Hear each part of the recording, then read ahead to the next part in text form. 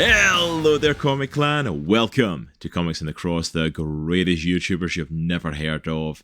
And we are back for another episode of Let's Talk Comics. And as you can see, I'm here with a very special guest joining me today, Bruno Catarino, joining me all the way from the UK. Bruno, thank you so much for coming on the show, and thank you so much for sitting down to chat with us today. It's a pleasure to have you. Thank you. Yeah, really great to be here, and thank you for having me. And yeah, all all ready for this. So, Bruno, you actually reached out to us regarding the comic that our viewers can see on screen at the moment for Bereavement, which is currently on Kickstarter.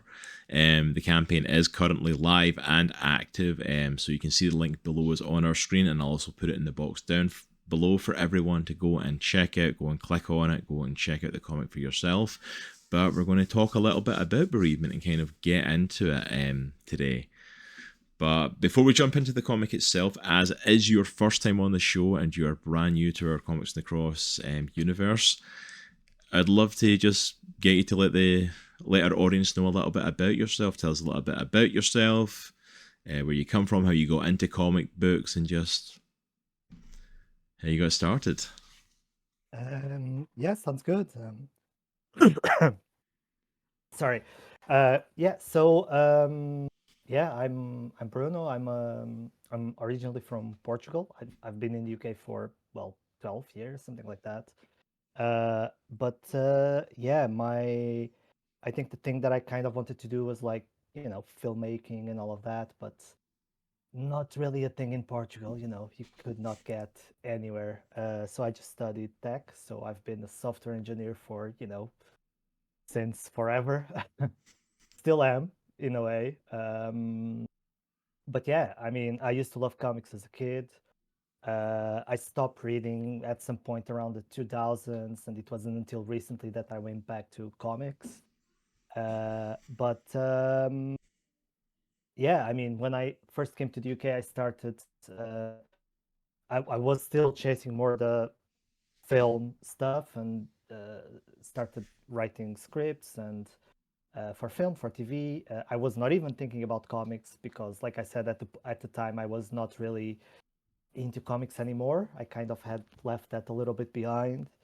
Um, yeah, it was a few years of writing for film. I did do a few short films, so that was fun to actually get something done. The problem with that is that you make a short film, and the only way it's useful is to find funding for a feature film. Mm. So there's really no money to be made other than that. So yeah, I mean it's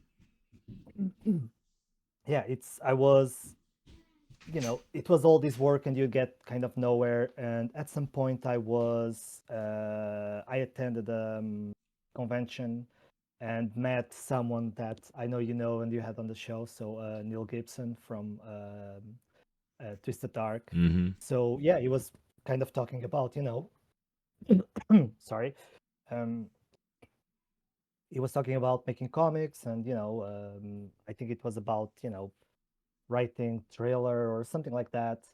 And at the end of the session, he kind of invited everyone to just write a short 4-page comic and just send it to him, and he'll have a look. And I did, and he seemed to really like it. And yeah, so that was really good because I was starting to at that point I was reading comics again. I had started reading comics, and that's kind of what made me start thinking, okay, maybe I should try to write some of these stories in comics. And yeah, I think meeting Neil was kind of that push. um, Sorry, I don't know, I have not been like this whole day, it's just You now. you're all good. Do not worry about it, Bruno. You're absolutely fine, sir. Yeah, so yeah, meeting Neil was that final push to start writing comics. So that first comic that I wrote, I kind of developed a bit. It's a sci-fi story that's going to be in an anthology that I will eventually launch this year. It's been in the works for quite a Mm. while, and this year is the year. But yeah, after that, I kind of just started, writing comics, and that's really how I got back to it. And yeah, that's that's really it. That's my That's awesome origin though. story. Yeah, that's awesome though. That's an amazing way to get into comics. Like just essentially a chance meeting of with like Neil in a completely different, who you weren't even thinking comic books, you weren't even thinking about that venture, and then the opportunity came up, and even just the fact of like getting to write a short 4-page comic and then give it to Neil to look at, and like that's a pretty big thing. It's like, yeah, I'll look at it, and for him to be impressed with it, I'm like, that's pretty awesome in and of itself.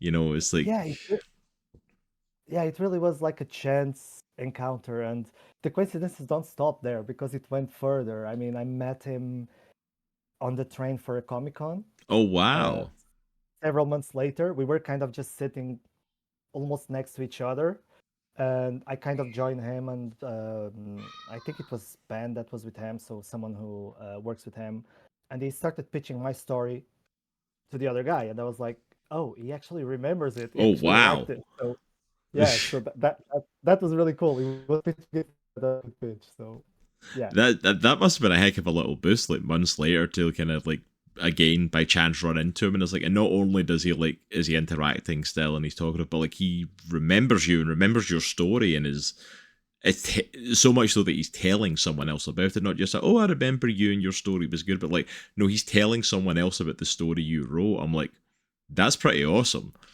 Like that's pretty yeah, it amazing. is. Yeah, it is. So yeah, I mean, I guess that yeah, I don't know. I think it's this lot of coincidences that I'm like, okay, you know what? Yeah, this seems right. So yeah, So like you said, comic. you took those coincidences and kind of thought this must be a sign of like something to do, and started creating your comic, and started creating, was is Bereavement the first one that you've written? Because you said you're creating an anthology. Don't know. Uh, no, no. So yeah, I wrote originally the anthology Cinematic Figments, which is still unreleased because anthology, different stories. All of them were written by me, but different creative teams. So people move at different speeds. Yeah, So yeah, yeah. yeah, so it's been taking a while. It's nearly done now. So I really believe that this year is the year where I can actually release that. Some of my favorite stories I ever wrote are in that anthology, so I'm really Oh, excited awesome. to release it. But yeah, because it was taking too long, I thought, okay, I need to do something simpler, like a one shot, uh, which is good advice all the time, which is start small. And I guess that's it. I kind of just took a step back, and I had written a short film a while ago that I really liked and that I could never make on a budget, for a short, because there was a lot of it was all set at night. It was set in the woods. Shooting in the woods at night would be a nightmare. There was a lot of blood, special effects, stuff like that. It's like it was not cheap. Yeah, And when I started writing comics, I thought, you know what, this would be perfect for a comic because it has that very dark and gritty kind of vibe. yeah, yeah. Um, so yeah, I wrote it as a comic. I found an artist that was absolutely perfect style for that story.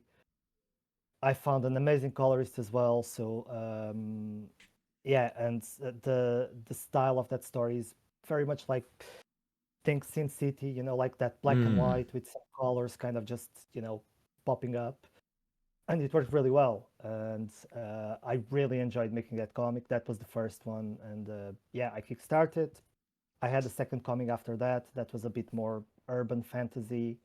Um, yeah, and now Bereavement is my third project. So yeah, a little bit of everything.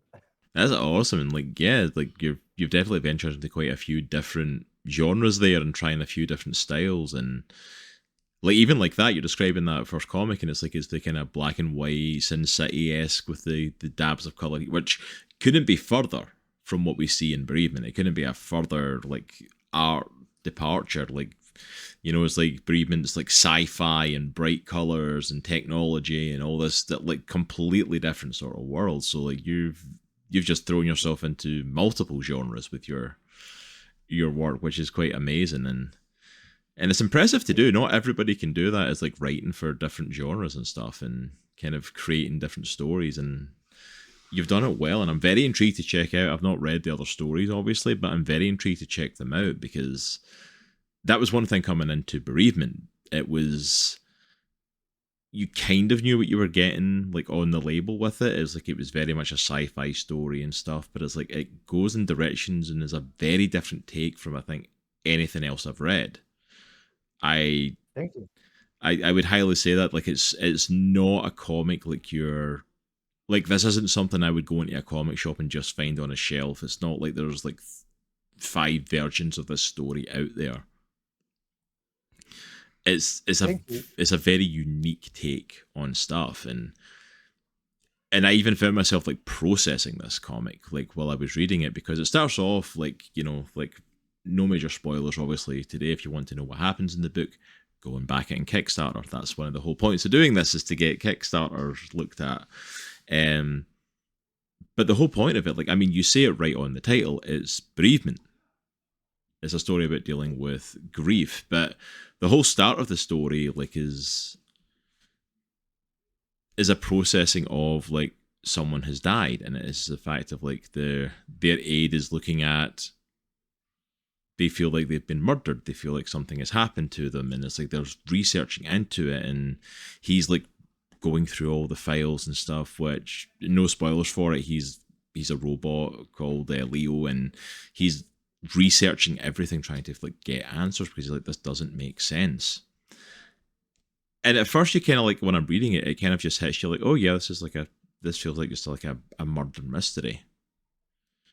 This feels like just a typical sort of story. And I remember, like, when he's in the room and Zara comes in to see him, who's our kind of protagonist, and he's looking at all the files, he's got them all up on the screen, you know, very Minority Report, all the different screens and the mid-air around him. And I was like, okay, this feels like very much a murder mystery. This is how she died. And I'm like, oh, he's not sure about it. I wonder what will happen. And then while reading that scene, the title of the book hit me. Mm-hmm. Bereavement hit me, and I'm like, it was almost like my mind reminded me, like, no, this is called Bereavement. And I was like, oh,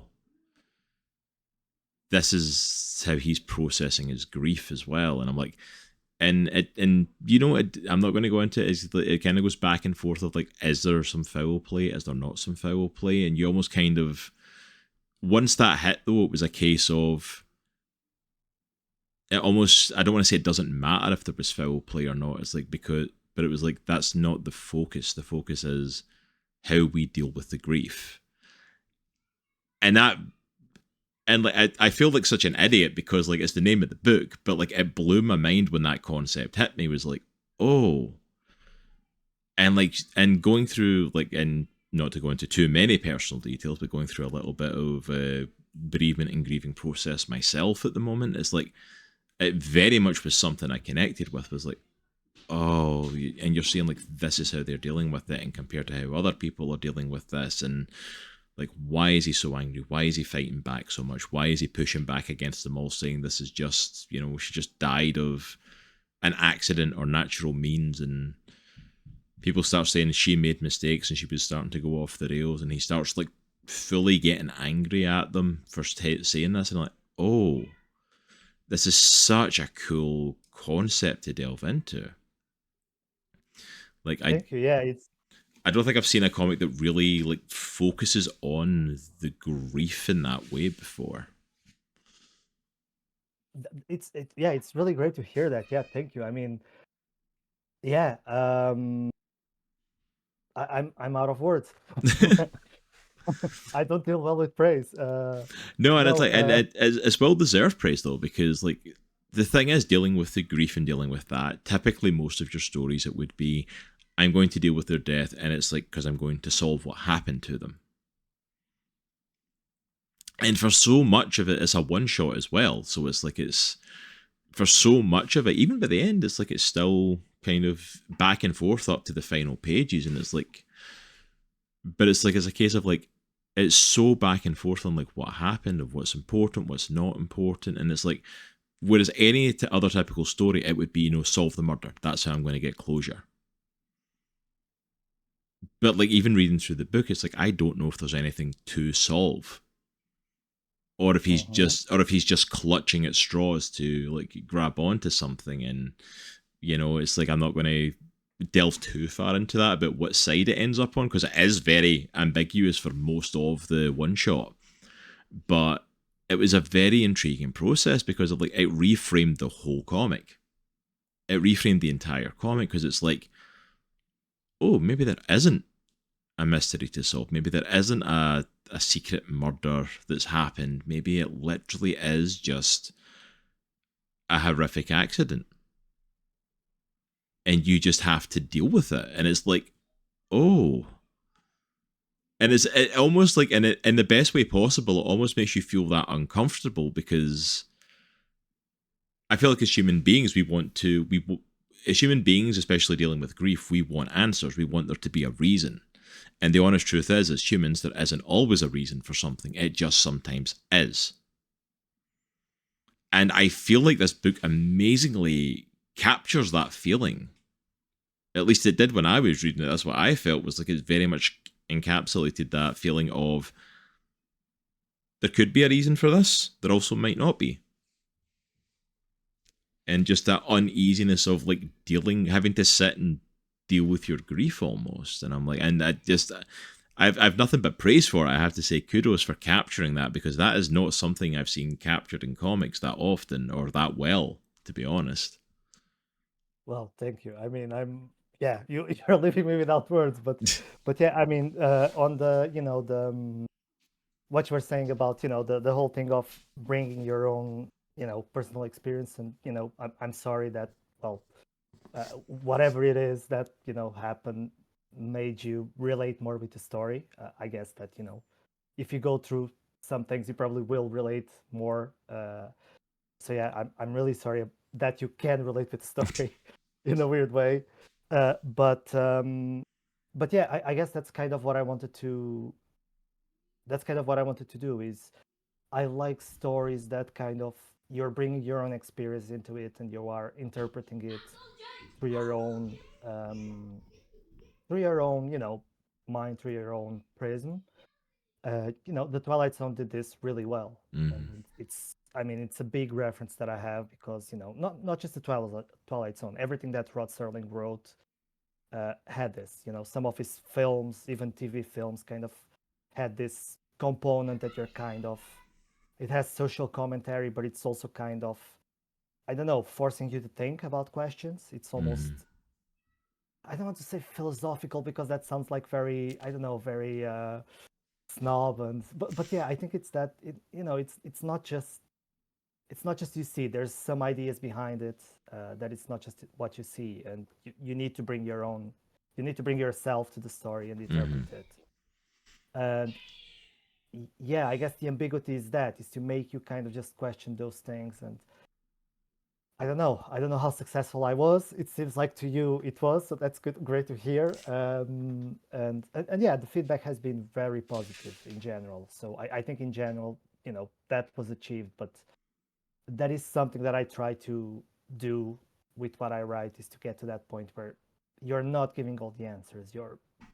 You're asking your reader to do some work, if that makes sense. Yeah, no, Uh, absolutely. Absolutely. And I don't think it's necessarily a bad thing, though.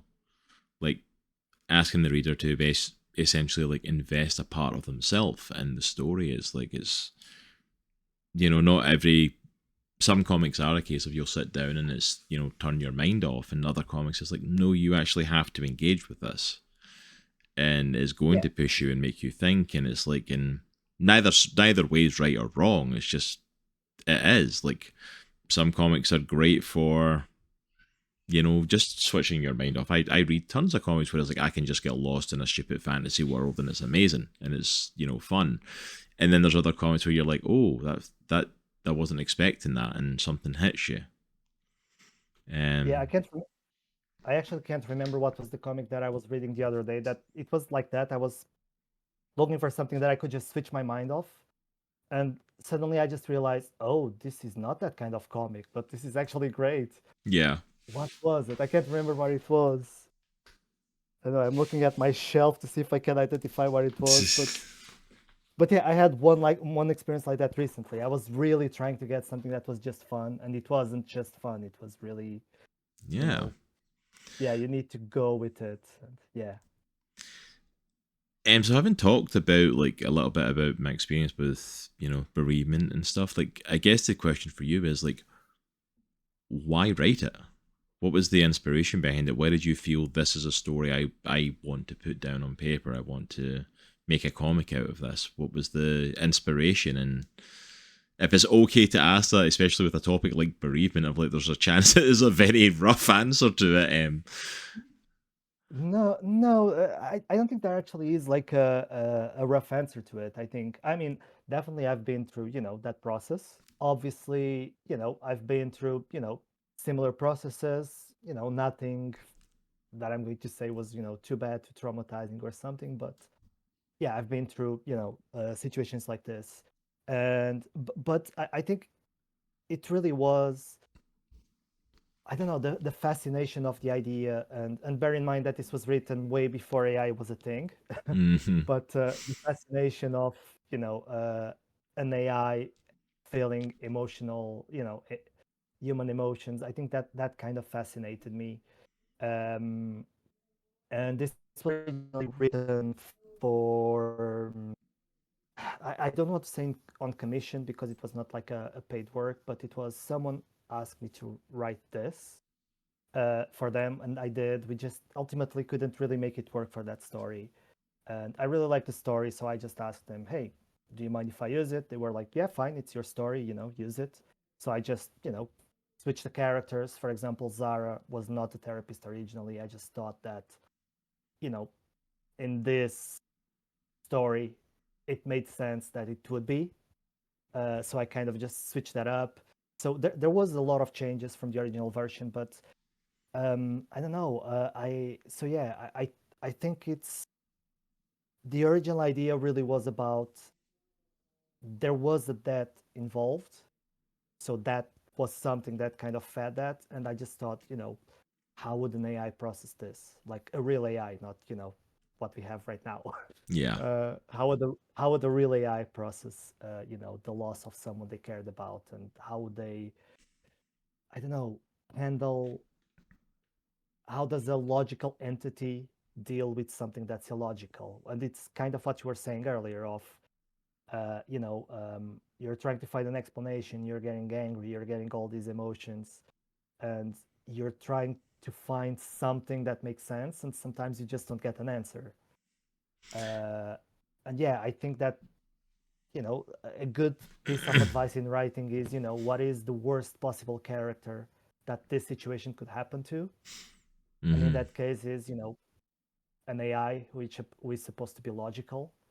It's the worst possible, creature that this could happen to, because they are going through a very upsetting and illogical situation. So I don't know. It was a bit of that. If I don't know if I'm answering your question. I'm just rambling. No, yeah, and it's like it definitely adds some intrigue to it as well, though, having it be an AI to deal with it, because that is one of the big things that kind of is dealt with, at least with the other characters, is it's like, how do you deal with this? Because like, I mean, even like Zara being brought in, like you said, she's a therapist, and she's brought in under the ideal of, I'm going to help one of the employees, and it Hmm. isn't until she arrives that she finds out, wait a minute, this is an AI.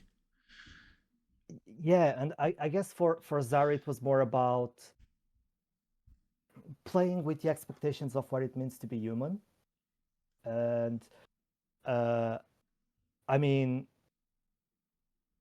I don't want to be bringing, anything specific, but even though this was not written with that in mind, but when you think about, today, things Mm-hmm. that are happening in the world, it's very easy to kind of just relate this with, the way that people, I don't know, consider that only people who are valid are people who are like them. Mm-hmm. And if you are something, a little bit different, then you're not, I don't know, valid for some reason. And No, absolutely. I think it's definitely got that element to the story, because that's the big thing that they deal with is, on one side you've got them trying to deal with the fact of like, this is an AI and technically I've been brought in to help an employee of the company. But also it comes up to the fact of like, that do we just start again? with the AI? Do we just like, are we allowed to just wipe its mind and start again and just remove all of the emotion it's dealing with? Or like, but wait a minute, it's a sentient being. So can we, do we have a right to do that? Because does it have a, autonomy of itself to make a call like that on its behalf? Because it is a sentient creature, digital or not. And I'm like, and yeah, I think it definitely speaks into that sort of scenario, the fact of like, in the world today, how do we view other people? Do we view them less than us because they're different? And do we still allow them autonomy? Do we still allow them to be who they are? Are they valid just by existing?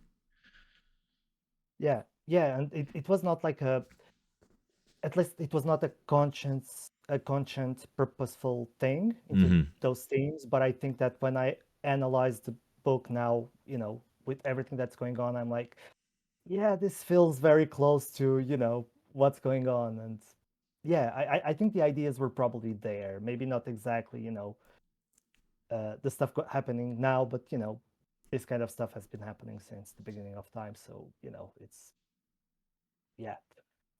So there's probably a little bit of that there. So yeah. So Yeah. Zara, I kind of wanted to challenge, yeah, Zara has this very specific idea of, what her job is. And I Mm-hmm. kind of wanted to challenge that to, yeah, everything she knew, everything she thought was real, kind of suddenly, just falls apart. It's, yeah, and how Yeah. does she deal with that?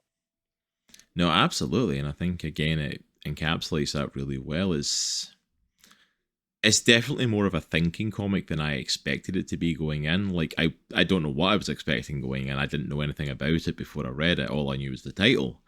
Um but to go in, like, I didn't think it was going to be challenging in that way, but it was an intriguing thing to learn as we went. I think it was really kind of cool to go into that and just let it develop and grow like that, and very ambitious to do for a one shot. Like, cause the Wow. book's only 40 pages. Like, as a one and done like one shot, and it's a very ambitious like question to ask. But again, it's another great thing of like being one of those stories of like, we're going to ask the questions, and I'm like, we're not going to answer them for you though. Like, that's up to you to kind of work out what's right and wrong. What are the answers? Like, you work it out. What do you think? Which I love stories that do that, and I hate them at the same time because I'm very much a closure sort of person. I like that. No, you need to give me a finale to the story. But at the same time, like, no, I like stories that make you like process your own thoughts on something as well.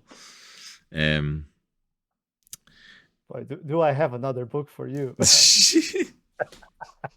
I obviously cannot say which one because that's the whole point. But yeah, I'm working on something where let's just say the ending is more ambiguous than this. oh dear goodness, you're going to drive me crazy with these stories, Bruno. I can feel it.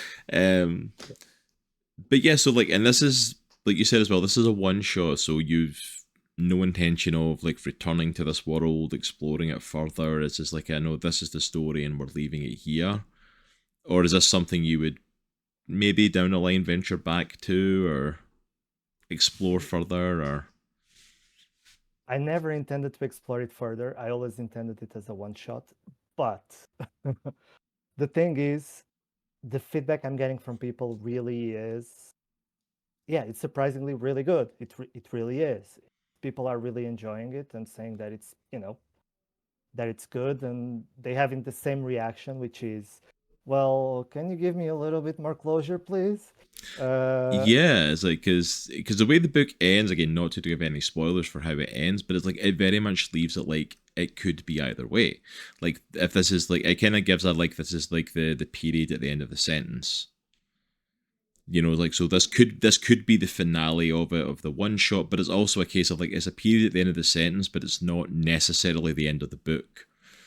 So like, if you wanted to go back and tell more, we could, but like, it's left very much like either way. That's kind of the, we're left here with it, and I'm like, okay. Um, but like you said, this one shot is going to be part of an anthology. Um, or at least that was this one the, was that was the plan originally. At least, is that still the plan for it, or has that changed? Or Well, it was going to be part of an anthology from someone else, so not, not my own. So Mm. my anthology that's supposed to come out later this year. This was supposed to be for, someone else. It's, you know, we didn't uh, we didn't get it to work with, so I did it as a one shot. I'm not planning including it on the, the anthology, but maybe I actually could. That's a possibility. Whether it goes further or not, I think the answer that I'm currently giving is okay. If I'm not going to do it just because people are asking for it, I'm going to do it if I get an idea that I think is worth doing. Hmm. Because I don't know, I think it happens a lot with Hollywood, right? You have like a movie that's supposed to be like a one-off, and it's really successful, and people ask for more, and there's a sequel, and the sequel is crap. That happens a lot, and Yeah. I really don't want to do that. No, Um, absolutely, absolutely, and I appreciate you taking that stance on it because so many people don't. So many people like something, becomes successful. Like, okay, let's get right in with something else, something to capitalize on that, and it's like to kind of say like, I'll go back to it if there's a story. yeah, exactly. I mean, don't get me wrong. I mean, if someone was paying me for it and someone said, I'm paying you, X to write a sequel, I would, I mean, we gotta pay bills. Yeah. But yeah, I mean, because all of it is, it's independent, self-published, you know, it's not likely to make a ton of money. Uh, yeah, so I think I can wait until I have a story that is worth telling, and if I never do, then that's it. This is the end.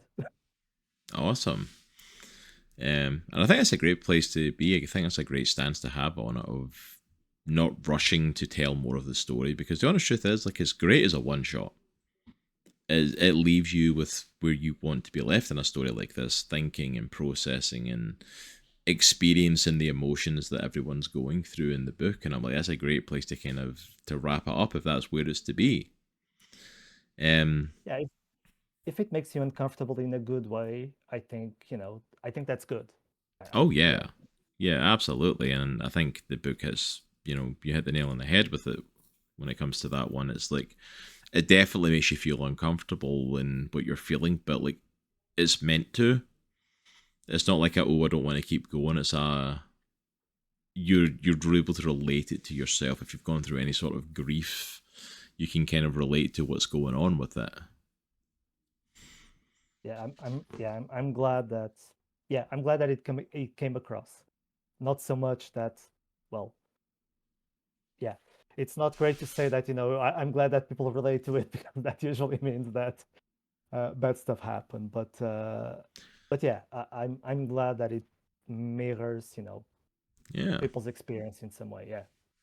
No, definitely, and I think that's it. Like people can relate to it, and it sucks that people have gone through stuff where they can relate, but that kind of ties into the book as well. Of like it's part of the human condition of we go through loss and grief and hard times. Like everybody can relate to that. Everybody has experienced that, and this one of the big parts of the book is the challenging of that. Of like, well, this robot Leo's going through it as well.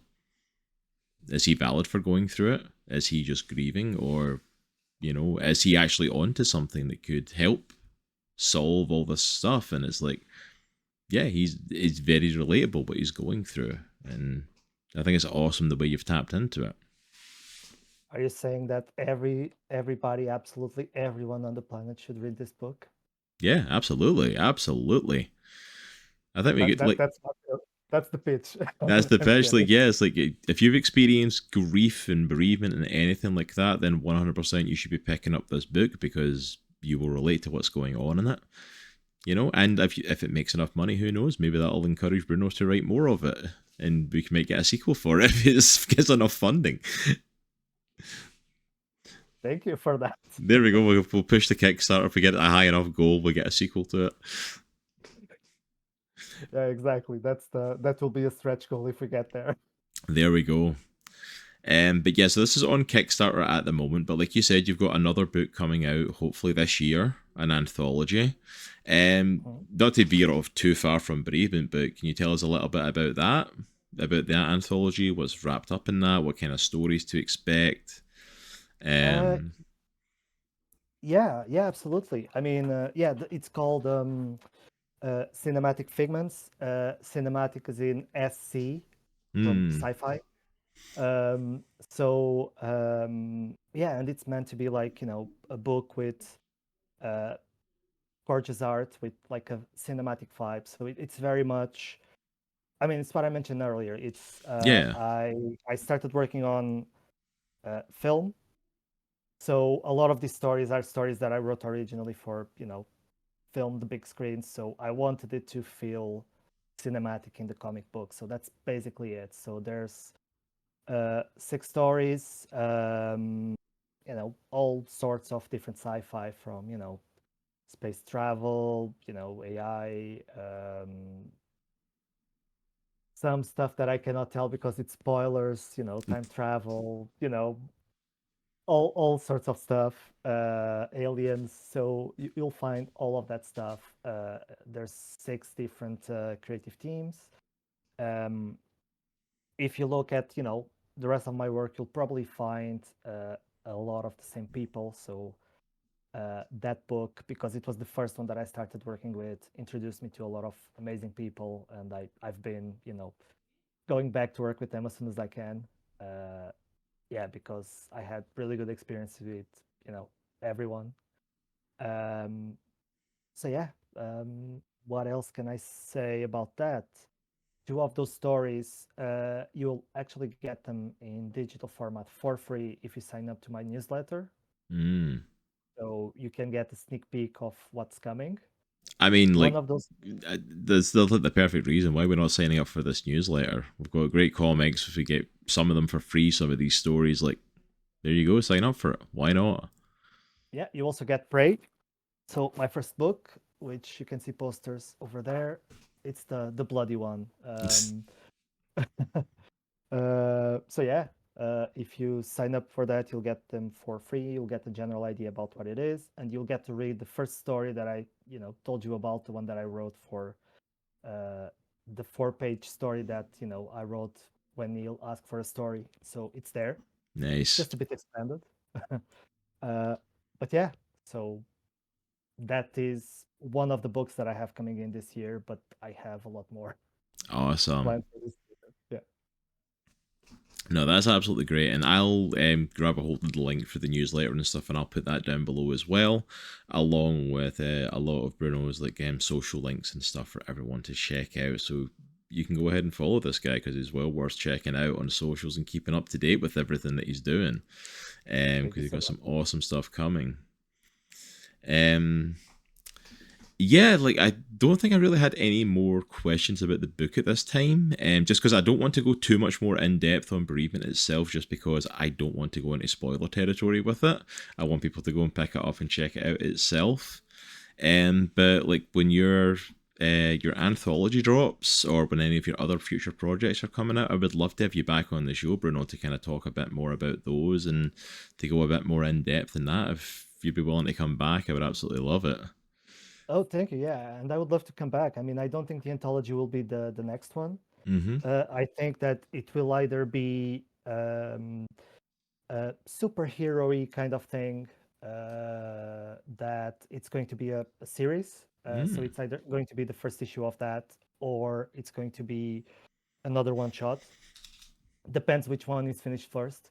Awesome. Uh, but yeah, the one shot, the anthology is coming as well this year.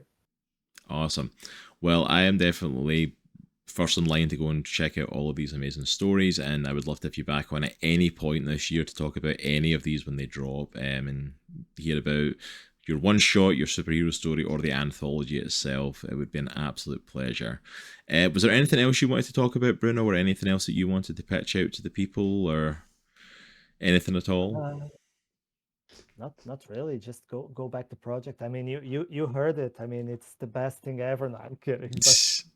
But clearly, it is getting good feedback, which is nice to hear when people enjoy what you do. So yeah, I mean, check it out, read the first few pages on the Kickstarter page, see if it's for you, and if it is, get it. That would definitely help to Yeah. get more stuff out. No, absolutely. So you heard it here, folks. Go ahead and check out the links down below for the Kickstarter for Bereavement live on Kickstarter right now. If you're watching this on the day it drops, or the first couple of weeks after this is going to drop on YouTube, then the Kickstarter is still live. So go check it out for yourself. Go and have a look. Go and see what little extras you might have available. It's a Kickstarter. There's always little goodies available and to back and get, and make sure you go and sign up for that newsletter as well if you want to check out more of Bruno's stuff and get access to some of those stories for free that are coming out this year. Yeah, I mean, one thing that I would just say about the Kickstarter, sorry to interrupt, Yeah, is go that for it, go for it. if you are outside of the UK, because I'm using Royal Mail and their prices are actually quite nice, you can actually get the physical book without paying 20-30 pounds for or dollars of shipping. So it will be about $8. You'll get the book, and if you get like one of the packages with the 3 books or the 3 variant covers, you'll basically get the shipping be like international shipping be like $3 less per book. So Nice. it's worth even if you are an international backer. So There you just wanted go. to plug that in. No, absolutely. Like anything to get more for a little bit less in these Kickstarters is always good, especially when it comes to shipping internationally. But yeah, sorry again for all those technical issues, folks, but 100% go and check out the Kickstarter for Bereavement down below. Go and follow Bruno on all of his socials and sign up for that newsletter. And we'll hopefully be talking to Bruno later on this year as well when some more of his projects hit. But as for now, that is all from us. Thank you so much for hanging out with us and checking us out today. Make sure to head down below, hit subscribe, hit the like button as well so that you don't miss out on any future content from Comics in the Cross. And remember, it's a good week to be a geek. Take care. We'll see you all soon. Peace.